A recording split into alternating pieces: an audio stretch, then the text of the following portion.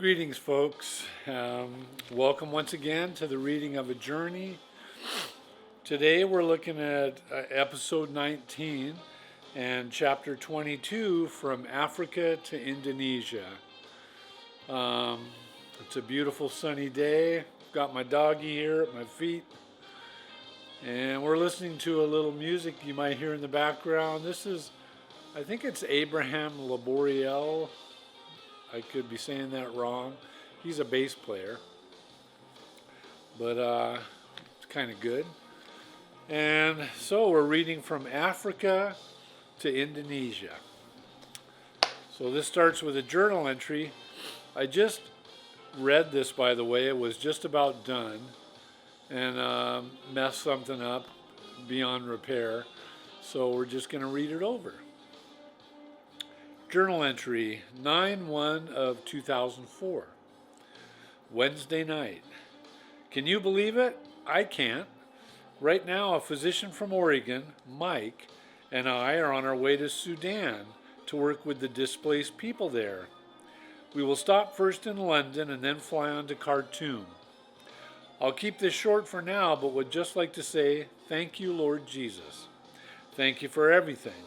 For Carol, she's such a great wife, and I know that I don't deserve her.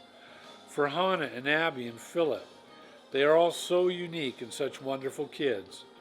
Please, Lord, take care of Carol and the kids while we are away. In 2003 and 2004, while many people like myself were half oblivious to the fact that this was even happening, several thousands of Sudanese Africans were being killed, murdered, and many, many thousands, ultimately 2+ million, were being displaced from their homes and forced to live in surrounding villages or displaced people camps.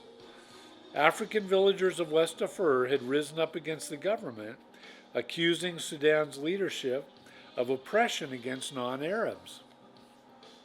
Two rebel groups in particular, the Justice and Equality Movement, or JEM, and the Sudan Liberation Movement, or SLM, were leading the fight.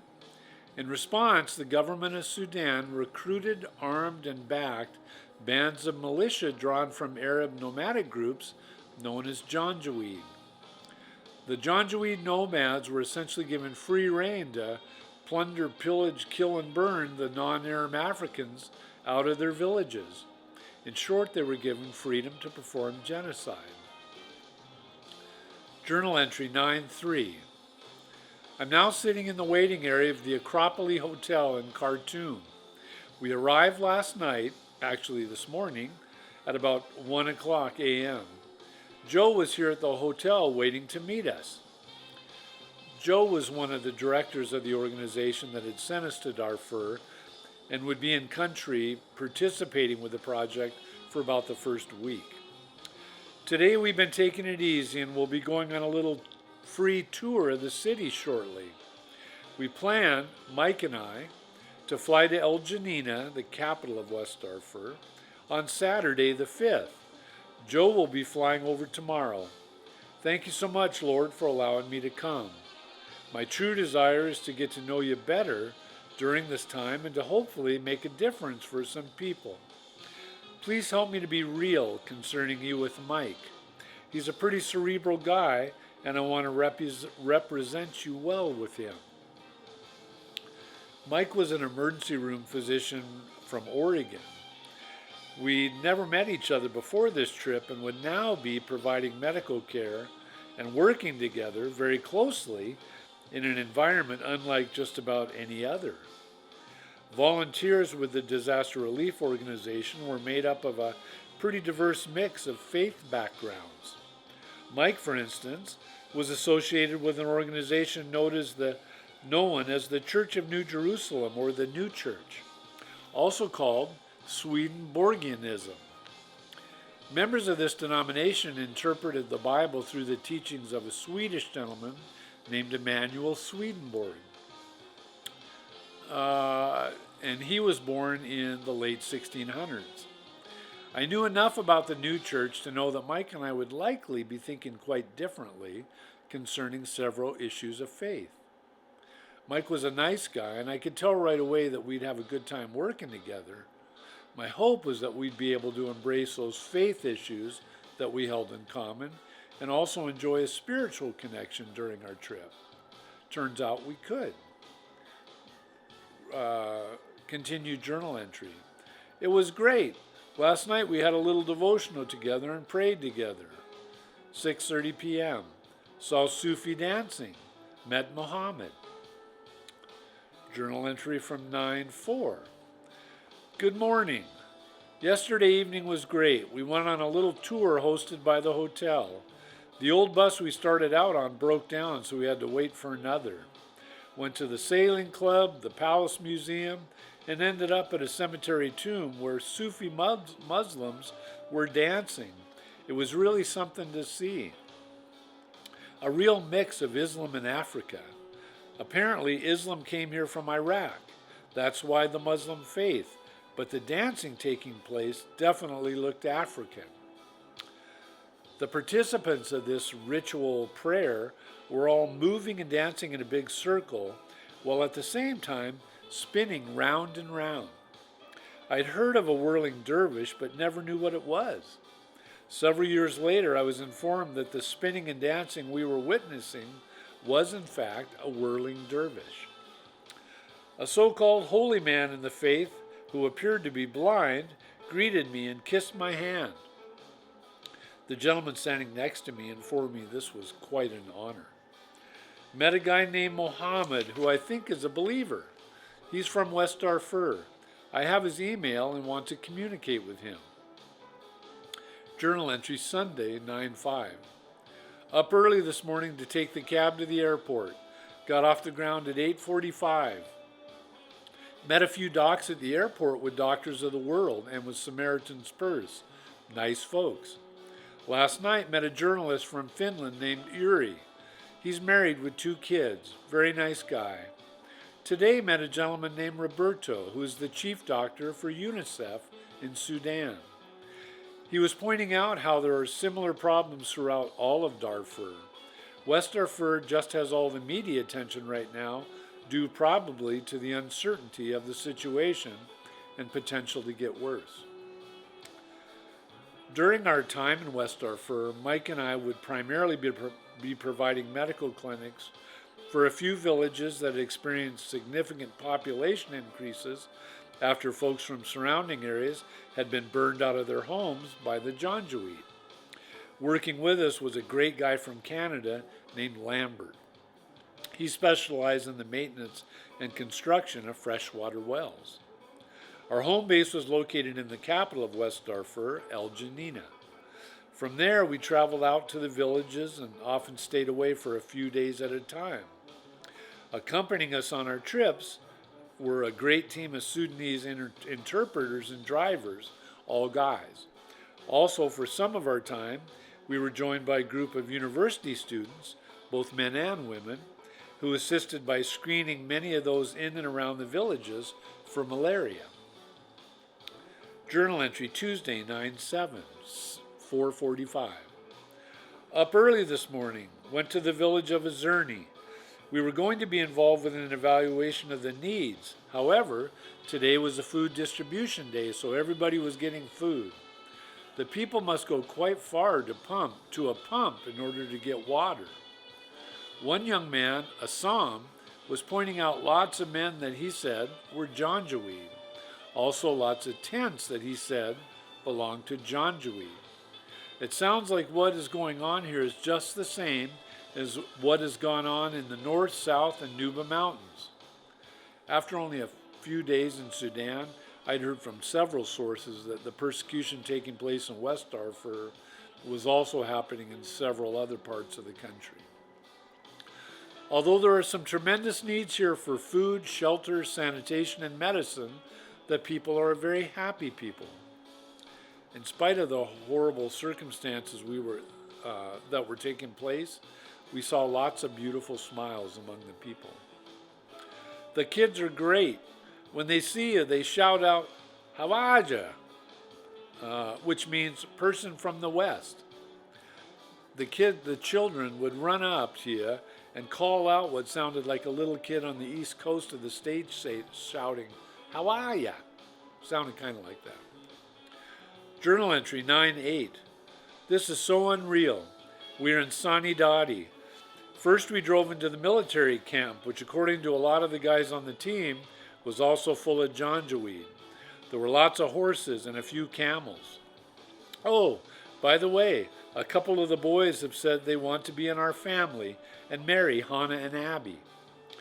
I told them they would have to wait a few years. Our drivers and interpreters had seen pictures of my daughters, and although the girls were only 15 and 12 years old, at the time, a couple of the young men let me know they could come up with a pretty tempting number of camels in order to marry them and be part of our family. They might have included a goat or two. Had the girls been a little older, we might have been able to work out some kind of deal. The team is sleeping under the stars next to a cement building that is the clinic. About 20 people, I think. The females actually ended up staying in a little thatched hut or a little house. I've been eating whatever was provided, so Lord willing, please God, I'll stay healthy. We left Sanidadi on the 9th and came to Umtajuk. Umtajuk normally has a population of about 6,200, but I think with the displaced people it's about 14,000, including the surrounding little villages. We were told by the school teacher that a few of the villages are still not secure from the janjaweed. We met with the head honcho of the area, and he put us under his care and is providing 2 buildings for the men and women to sleep in. We held clinic along with the health professional, kind of like a PA or physician's assistant that was living there. And I also tried to work on cleaning up the little pharmacy. What a mess. The little clinic in Umtajuk was fortunate enough to have a small collection of medications, immunizations, and a few medical supplies, which I think were probably provided by the World Health Organization. Unfortunately, they'd all been thrown into a little rodent poop infested shed. I worked off and on for a couple days trying to clean and organize.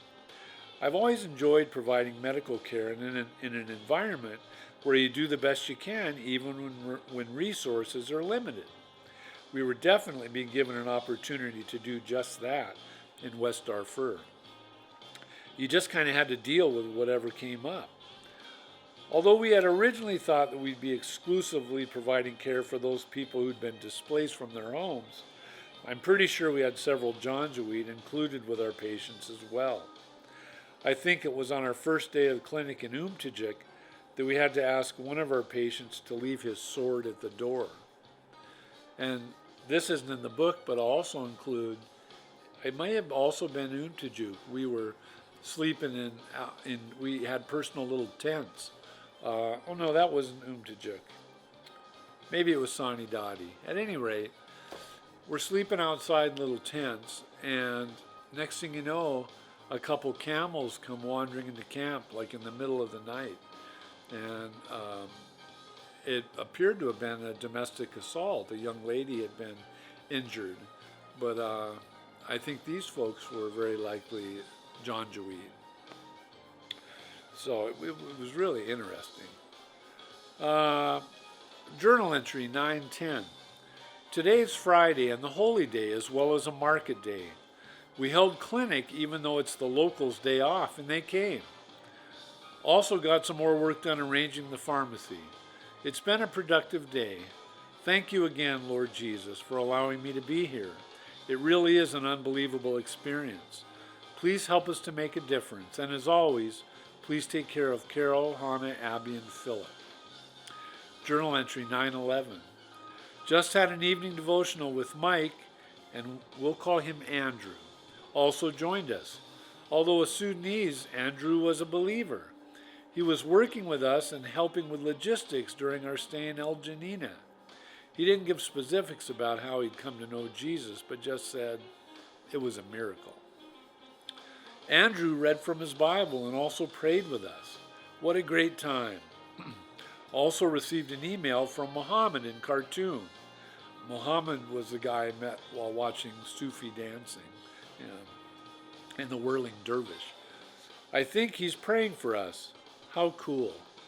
And I'm going to, if I may, just pause this for a second and get something to drink. All right, back again. Journal entry, Sunday, 9/12. Hello, was able to talk to Carol, Han, and Philip today. Sorry I missed Abby.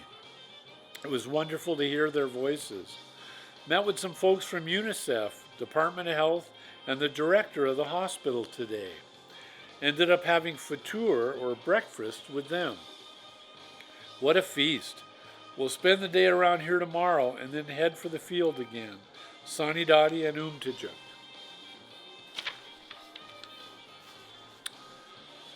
I found myself feeling really sorry for the young physician who had the huge responsibility of serving as director of the hospital in West Darfur's capital city. During our meal together, which I believe was held in the home of the Director General of Health Services, that's right, it seemed pretty obvious that he was a very stressed out guy. And with good reason. Mike and I had taken a tour of the hospital, and no lie, I think we might have had more supplies in the fire department's supply room and a couple of advanced life support ambulances back home than he had in his entire hospital. On those days when we were at the Janina base camp, our team would often be treated to the cooking skills of two lovely ladies, Fatna and Fatea. I was pretty amazed at the tasty treats they were able to whip up on their stove, which was actually just a pile of burning coal.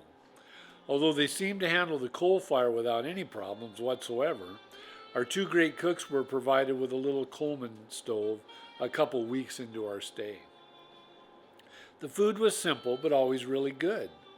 One day at the compound, in addition to being treated to one of Fatna and Fatea's delicious meals, we were also treated to one of the strangest things I've ever seen.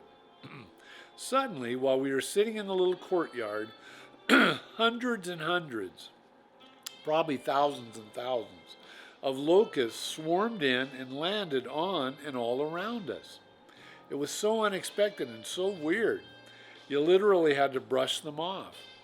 And then, as if it was something that happened every day, a few little kids came into the yard with buckets or bags and started to gather up the little creatures.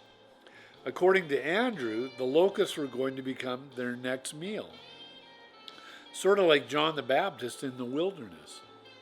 And to think, I'd actually heard a sermon or two where the preacher tried to make scripture a little more palatable by saying John was actually eating the pods from a locust tree along with his honey.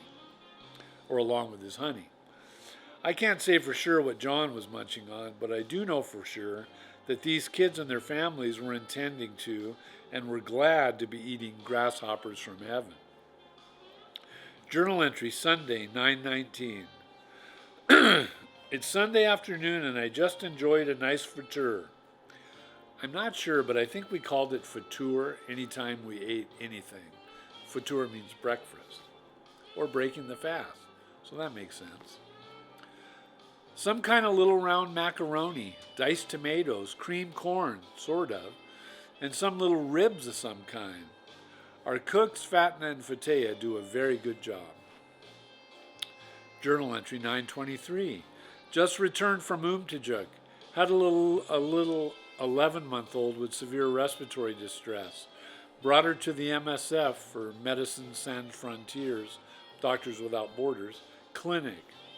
Please, Father, help that little one to recover. Also, Mike brought a mom and baby to Janina. She delivered last night at 32 weeks. Journal entry 9/25. Unfortunately, both mother and newborn died. The wee one made it another day, but then went to be with Father. This mother was tragically one of West Darfur's several displaced refugees who contracted hepatitis E in 2004. Sadly, the death rate among those with the disease was much higher for pregnant females. Also just found out today that the little 11-month-old with pneumonia also went to be with Jesus. Please, Lord, be with this father and with this couple. After having been in Sudan for just over 3 weeks, my time was now coming to an end. Mike was choosing to stay on for a bit longer, but I was scheduled to head for home. This truly had been a remarkable experience. I can only hope that the people we were privileged to meet and to care for were at least half as blessed by the help they received as we were by the opportunity to be there. Funny how that works, but being given a chance to try and help even just a tiny fraction of the people of West Darfur had been without question one of the most fulfilling times of my life. Journal entry 925. I'm now sitting at the Janina airstrip. Not sure if I'll get a flight or not. We shall see. Turns out getting a ride on the four-prop UN food program plane from Janina to Khartoum was kind of a hit-and-miss ordeal. You just went to the airstrip, put your name on the list, and hoped to be one of the chosen few. I knew of at least one person who had spent a whole day trying and never did make it on board. On this occasion, I determined that it might be wise to try and utilize just about every polite phrase of the local language that I'd been able to learn.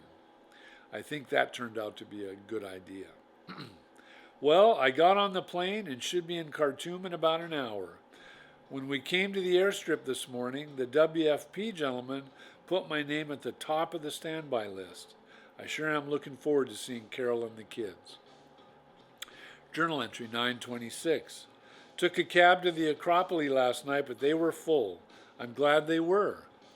Called, who we'll call Fred, and ended up staying at the World Relief Office. It's a great place. Just finished going to the souk and being shown around by a guy named Mohammed. No question about it. Mohammed was one popular name in Sudan. There were a few more Mohammeds I had the pleasure of meeting, but haven't mentioned. The gentleman who showed me around the souk was a very nice guy and a great guide to the city. He even gave me a couple phone calls in the years that followed. Fred, whose real name actually isn't Fred, was a contact whose information we'd been given and who worked with World Relief in Khartoum. I ended up spending a couple days at the World Relief apartment and even managed to watch a little TV while there. One of the shows we watched was a documentary about Washington State, and in particular about the Seattle area where I live. It was showing very detailed graphics about all the devastation that would result if we were to experience the giant earthquake that many say will happen in our region at some point in the future. As bad as the results of the earthquake were, they were nothing compared to the looks of things after the eruption of Mount Rainier, which would be woken up and made angry by the earthquake. And if the earthquake and volcanic eruption weren't enough, the tsunami resulting from all the other seismic activity would pretty much wipe out our little piece of heaven off the map. Suddenly, West Darfur wasn't looking quite as horrible. Don't get me wrong. I'd rather take my chances with the earthquake, volcano, and tsunami than I would with the Janjaweed. Although I've tried to keep a light pulse on what has been happening in Sudan over the years, I'm once again sort of half oblivious to the current situation, much like when I first heard about West Darfur. I'm pretty sure that terrible atrocities are still occurring in Darfur today, and if not in Darfur, then in Somalia, or Afghanistan, or Pakistan, or Iraq, or Syria. And if not in these places, then somewhere else. Perhaps in our own neighborhoods, or our own homes, and among our own families. Folks are treating each other horrifically all over the world. As much as I'd like to think that people are all inherently good at heart, I really don't think we are. Instead, I believe we desperately need some huge supernatural help from on high in order to get it right. It doesn't just come naturally. Journal entry, January 2nd of 05. Well, here we are in 2005, and here I am on the way to Banda Aceh, Indonesia. We're responding to the terrible earthquake tsunami disaster. To be honest, I'm surprised that I get to go. It's a privilege to be sure to be able to help. I know it's a bit hard on Carol and the kids for me to be gone. Please, Lord, take good care of them while I'm away. It's not like I take great care of them while I'm there. Please help me to do better. I think this will be a wonderful group of people to work with. 2 docs, 1 PA, 3 nurses, and I. And if I may, I'm going to take a little sip. Excuse me.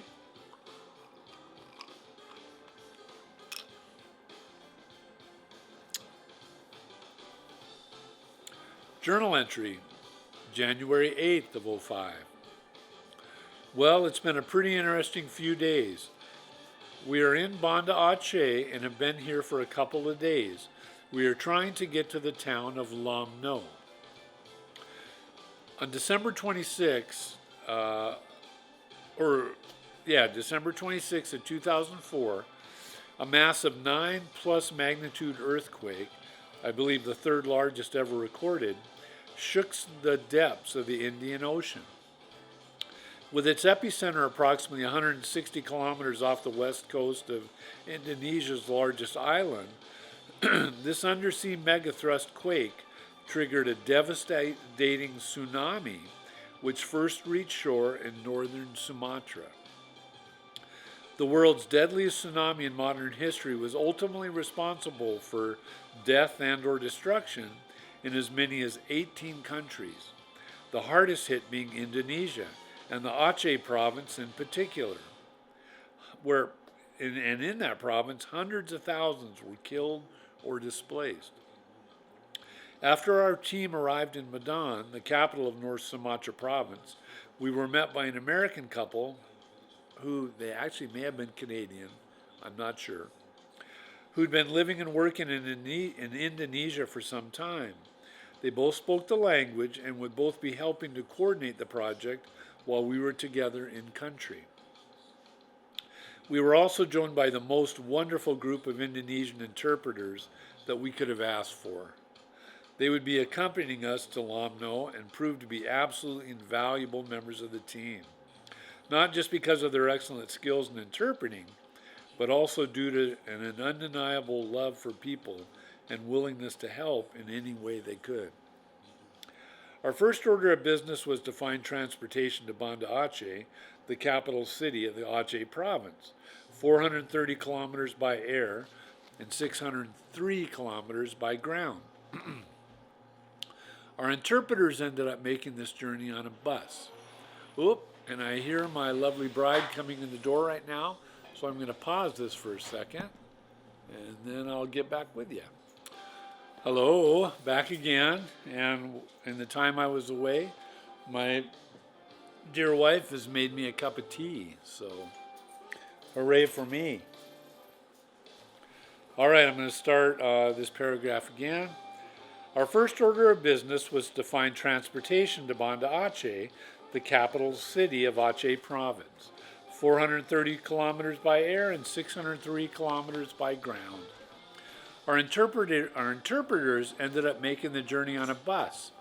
It would have been easy if we'd all used this method to make the trip. However, it turned out that traveling by vehicle along the east coast of Aceh province in northern Sumatra on a dark road at night wasn't the safest thing for a Westerner to be doing at that time. Like so many other world events that I'd spent a lifetime being clueless about, there'd been a situation taking place in Aceh that, although going on for nearly 30 years, had never fallen under my radar. In what started as a struggle for independence in 1976, rebels of the Free Aceh movement, or the Gerakan Aceh Merdeka, or GOM, had been involved in an armed conflict to regain sovereignty of the Aceh region from the government. Probably the fact that northern Aceh was rich in gas and oil resources played a significant role in the ongoing insurgency. We had not heard any reports of aid workers running into problems on the coast road to Aceh, but still there was a civil war taking place, and hence the decision was made that American team members would not accompany our interpreters on the bus. It was only a few days prior to December that the government had lifted an 18-month-old ban prohibiting any foreign journalists or aid workers from even entering the region. On that same December date, the GOM apparently declared a ceasefire, allowing aid to reach the victims. All the rest of the team were able to hitch rides on a helicopter for their trip north. All the rest, that is, except for Max and me. Max was one of our wonderful interpreters who I ended up working together with on several occasions over the weeks to come. Because there were no more spaces available on a helicopter and because I was not being permitted to take the bus, we had to find another way of getting to Banda Aceh. Our first mission together was to find a way north and meet up with the rest of the team. The U.S. military was involved with delivering much needed supplies into the Aceh province, and some of these supplies were being delivered by airlift, which meant that military C-130s, and probably some other types of aircraft as well, were making the flight north out of Medan. Our plan was to find out exactly where the planes were flying from, make our way to that location, speak with the captain of the plane, and see if we couldn't join them for one of the supply deliveries. I've been referring to the capital city as Medan. It might be Medan. I'm not sure. To make kind of a long story short, that's exactly what we ended up doing.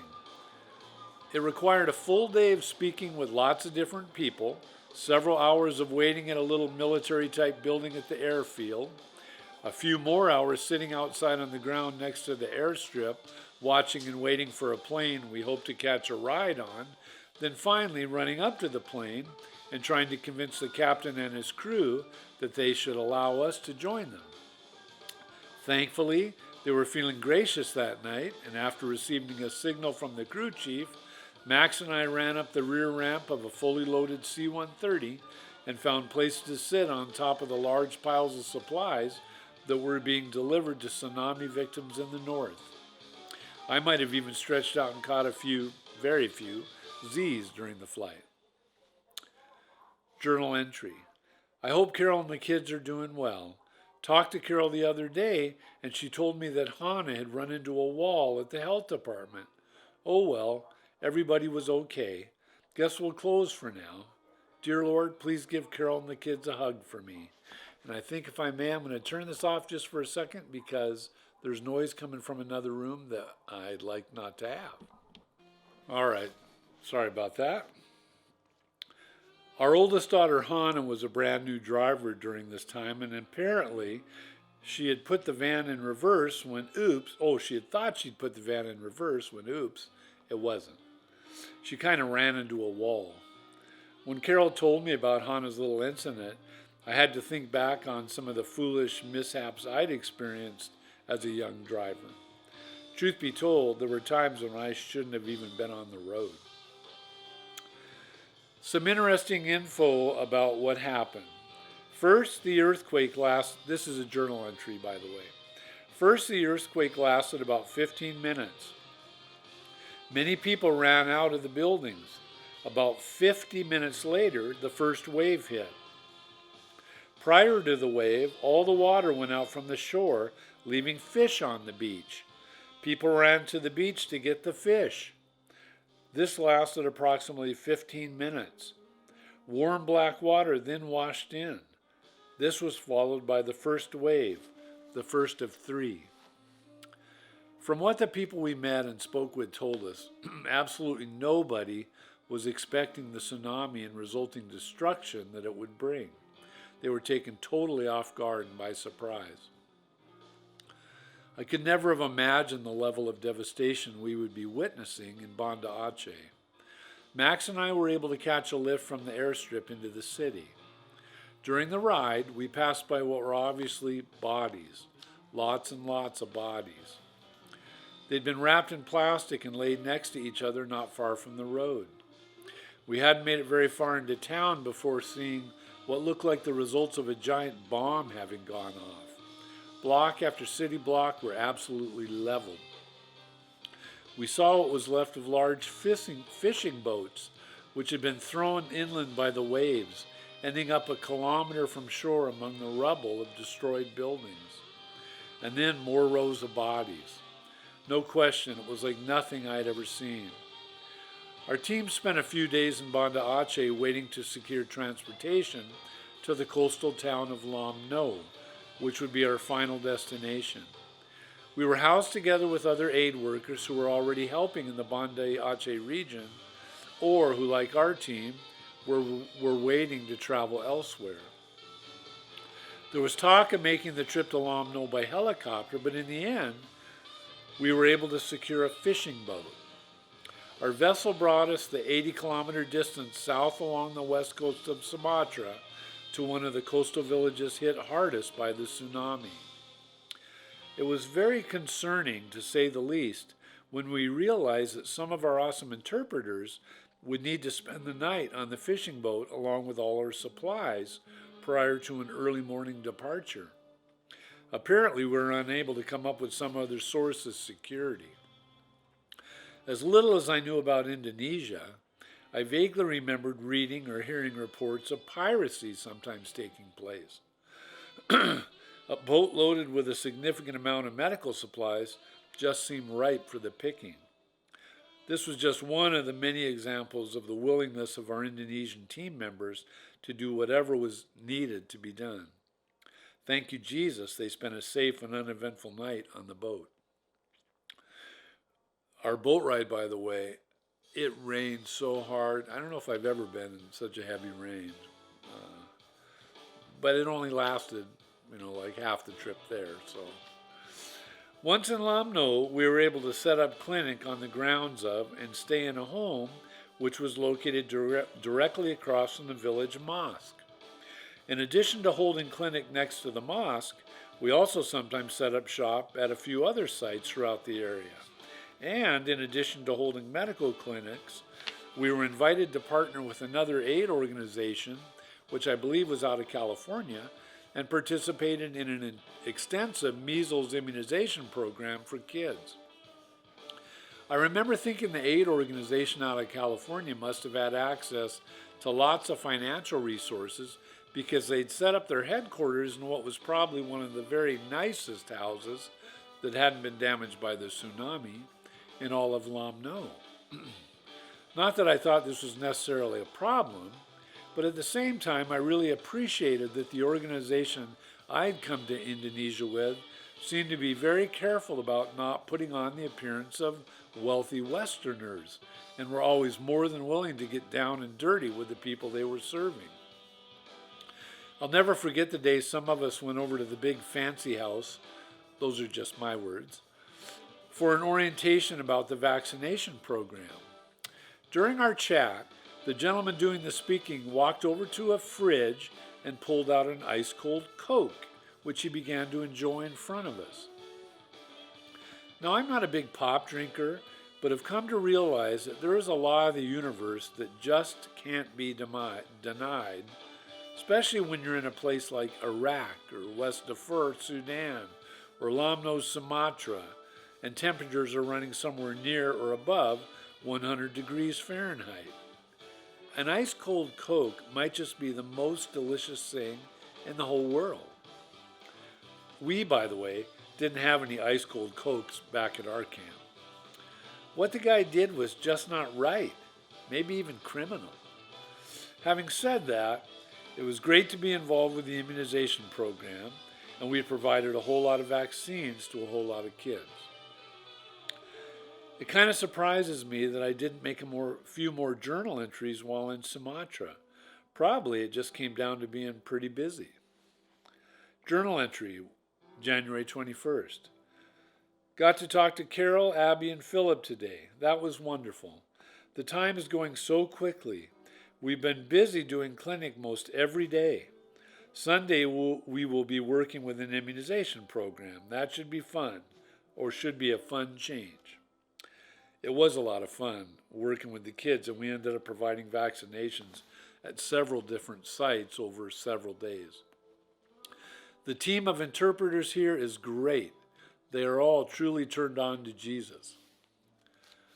There was no denying that I was so thoroughly impressed and inspired by this group of folks who had joined our team because they felt compelled to share some love with their brothers and sisters in the Aceh province. Not brothers and sisters in the faith, however. Our interpreters, although believers in Jesus, had all grown up in the most Muslim populated country of the world. They were now all choosing to leave their families for a time and come to a place that practiced the most orthodox version of the Muslim faith to be found in any other region of Indonesia. They came despite their differences because it was the right thing to do. For them, it was what Jesus would do.